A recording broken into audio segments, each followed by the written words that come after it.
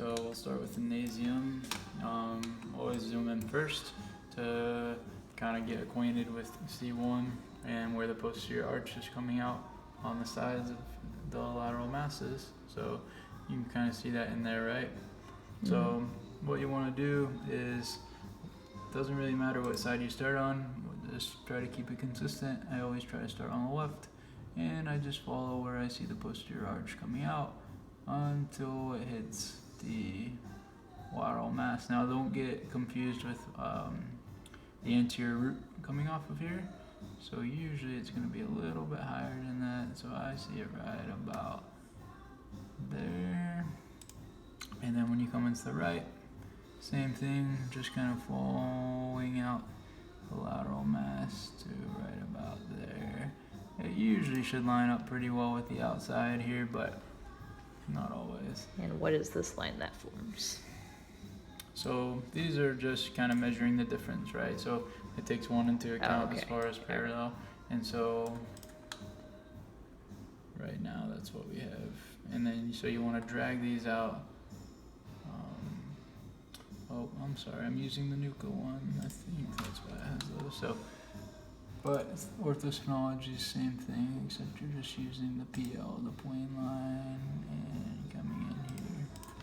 Okay, so the Orthospinology one doesn't actually have those. Okay, and so the next thing I do while I'm in here is go ahead and look at the condyles and the axial surfaces. So for the condyles, you're finding where the occipital condyle is meeting the top of the lateral mass, and you see where it's kind of coming in like this. It comes down and then starts to come in. You want to put one on the most outermost portion of where it's coming in, and then one about a half of an inch down from that. And then same thing here, where is it coming in? Yours are so funky, but we're coming in right here, and then we're coming in right there. And so that'll form your condylar surface. So if anything on this, you want to err a little bit on the smaller side. So bringing those dots in a little bit more. Okay, and then next you look at C2, or the axial surface. So yours is really hard to see. This is why on a lot of people I'll take an AP lower cervical, an APOM, one or the other, just so that you can see the axial surface a little bit clearer.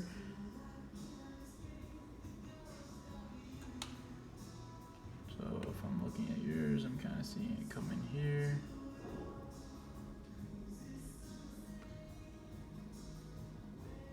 So you're putting it like icing on the cake. So you want to put it right at the top of where you see it. You see how it kind of is very white there, and then it becomes more radial peg there. But just to follow it down, I'm gonna put it right up there. Again, yours is a slightly different case. Then the second one, you want to follow the C2 in until you see it dipping down. So there should be a pretty clear dip down where you get down right before you start the dens. And you want to go there. So is this for this particular case, or is this always this dip happens? The dips in everyone. Okay. So, and then it'll create what's called the dip dots on the second portion. Right. Yeah, I remember. So I'm gonna place that one there, and I see it dipping down here. Again, not the most clear, but you get the point there. And so then that's gonna form the C2 circle, right? So you're basically adjusting into two circles. You're trying to get the circle to line, basically, or depends. So everyone's going to be differently, right? So this forms one part of your height factor, which is called the C over A. Usually it's going to be positive, about 1.5 to 2. If that means that if you go at a height of 1.5, if the C over A is a 1.5, and you go at a height of 1.5, you're putting 50% of the force into correcting the skull and 50% of the force into correcting the lower angle. So that's why you get higher usually, because you want to come a little bit higher to correct the lower angle when you're talking about. You prefer to adjust on the side of the high atlas. Yeah, and especially on opposite angles. On kinks, it might be a little bit different. So you just have to take all that into account. Okay. Next, the lower angle is So I believe in ortho they put it at the edges of C2. I'm not sure if they changed it. Yeah, there's or not. There's 2 dots at the posterior atlas, transverse process, where it meets the lateral mass, and then a dot at the tips of the lateral mass, and then they do like 3 dots. Okay, so they do it on the lateral mass then. So we're finding the most inferior lateral tip of the atlas lateral mass, and this is how I do it. I just couldn't remember if this was nuca or ortho. So you're just going as far as you can. If you can't see the tips clearly, I just go right at the most inferior aspect where you can see it laterally, because really it's just measuring the center. And so then you're finding C2. So C2 is one of the hardest things to find on most people, but a lot of times you can follow up the spinuses here. I can see yours pretty clearly. It's pretty kind of the bifid right there. I put it right in the bifid portion, but I know a lot of orthospinology, they'll put it right at the tip or where they see the tip of C2, but I put it where the bifid comes in and connects. And then they'll put theirs on the articular pillars here. Usually you have C6 or C7. So just wherever you see the articular pillar, the most lateral aspect of it, and that will form your lower angle. Now another thing you can look at if you're finding it hard to find C2 is if you go to the lateral. Let's see how you do that. If you go to the lateral, you can kind of see when you're shooting at the S line, what S line did we shoot at here, or something like that, right? So really the C2 should be very, very close or almost overlapping the posterior arch, right? They might have told you that in AO, but that is kind of the same thing, right? And so you see the tip up here really overlapping the posterior arch, so you know you're probably at C2. Okay, so that's everything so far except the central skull line, and then there's a couple other lines I'll show you.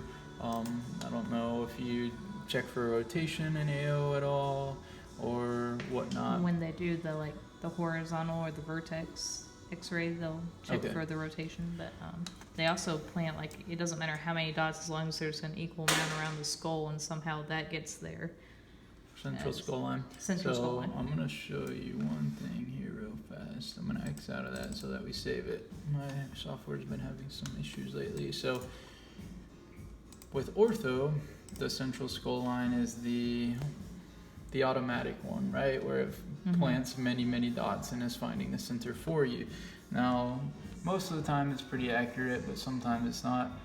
So usually what you want to do first is just start, especially as you start first analyzing films, is find the sutures. So I'll find the sutures here, and I'll find the sutures here. And of course, just like in any other orthogonal technique, you want to go at the side of the high suture when you're looking at the central skull line, because you don't want to go below the sutures. So with ortho, I'll just take the box about that much off. See, it's going to come out. That's what I've been having problems with. So once again, I'm just going to not draw the arrows this time because I can see it right there, and I'm just going to start it right there. So then you expand the box out.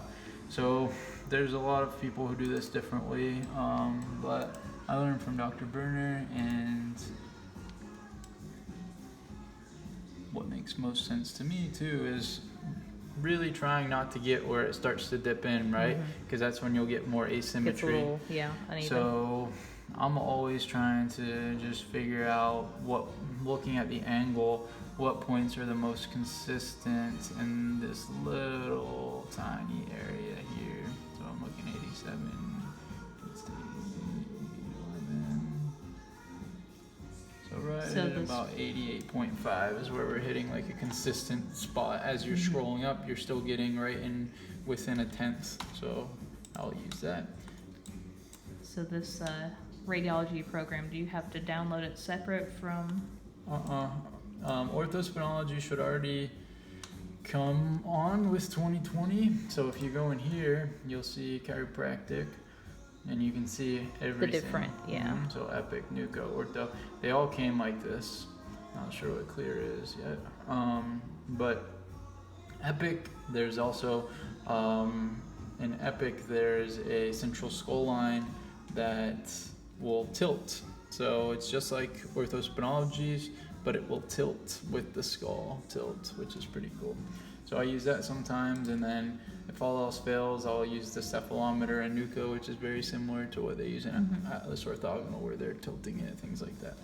Okay. Another thing that I do on these is check for rotation. So you were an early patient, so this was taken back in September of 2018. So don't know how good I expect this rotation to be, but if you see a lot of rotation, which this film's gonna have a decent amount, 3 millimeters. So with NUCA, they say within 2 millimeters is gonna be pretty much perfect. Anything outside of that, you might get a little bit, but 3 millimeters is really not much. But you're dragging these out to the edge of the skull, so you're putting them at these.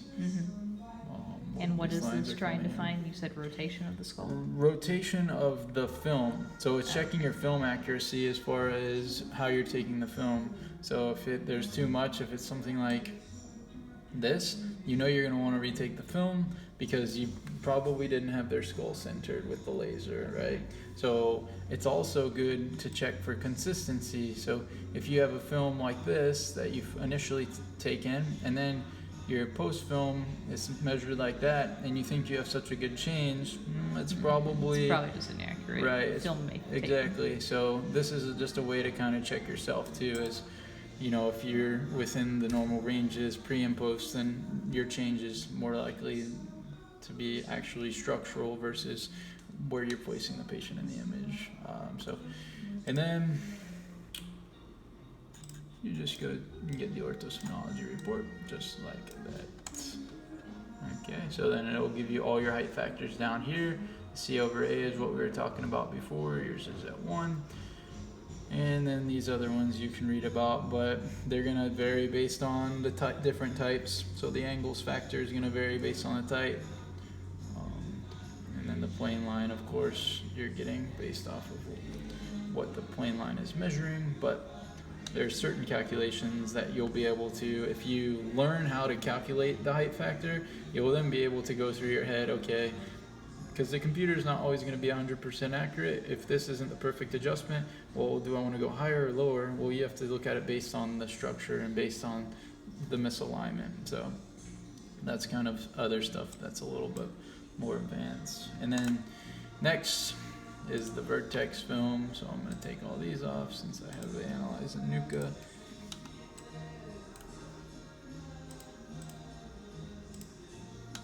Not the greatest vertex. So what you're typically going to do for orthospinology is draw the dots up in the nasal septum here. So you see how you have this line coming down, this line coming down, this line coming down, this line coming down. I'm just going to use the most lateral portions. You don't want to come anterior to this ridge here. You want to be posterior to that. So I'll just start one here. I'll come across, make one on the other side, come down here, and come across, make one on the other side. 90. Trying to find the most symmetrical landmark. Basically, yeah, and from side to side. And 90% of the time, it's going to line up pretty well on the middle of the nasal septum with that X. And then you come down here. So you're really looking for the foramen, which we don't see very well here on this film. So I'm just going to kind of put it at the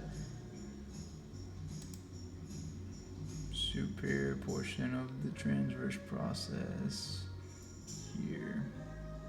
But typically you want to center those into the hole or into the foramen, just right in the center, and that's really it.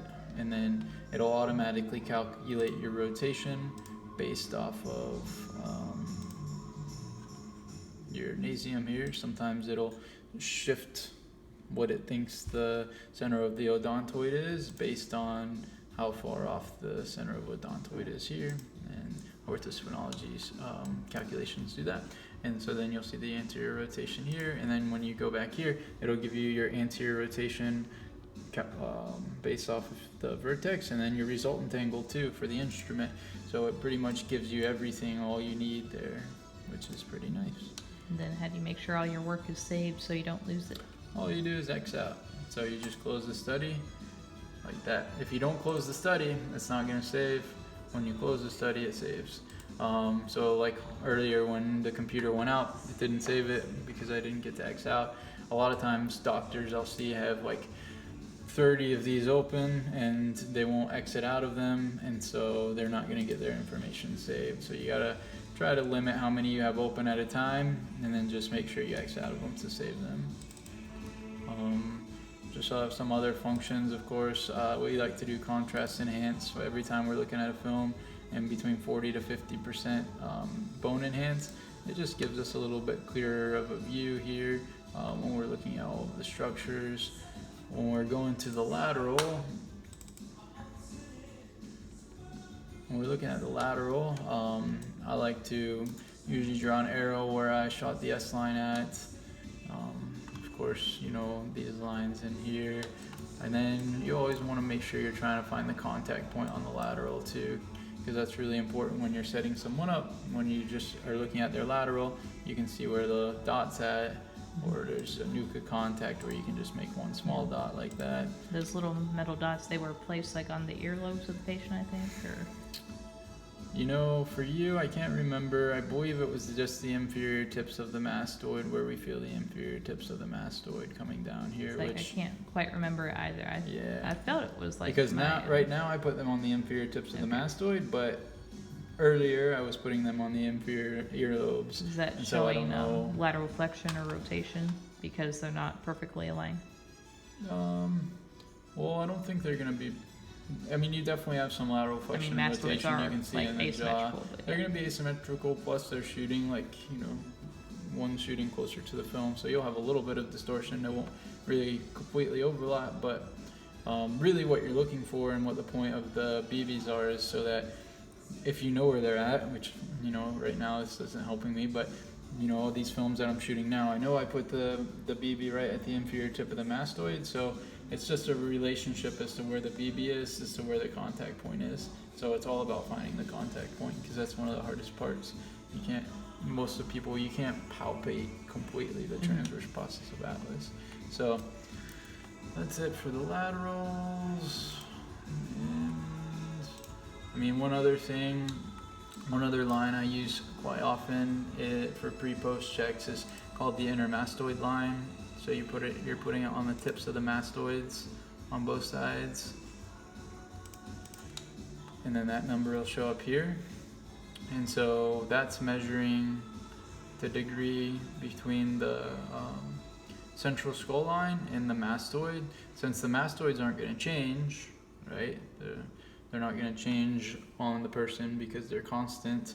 When the central skull line changes, if you have a central skull line that's marked something like this, and on the post, and this one's the pre, well, you know, something's wrong with your central skull line. This number is going to be way off. So it's, again, consistency for before and after, just to make sure that your films are marked similarly, because the central skull line is probably the thing that's marked the most inaccurately from film to film, because there's so much variation. And so it's basically a central skull line check, which is pretty cool.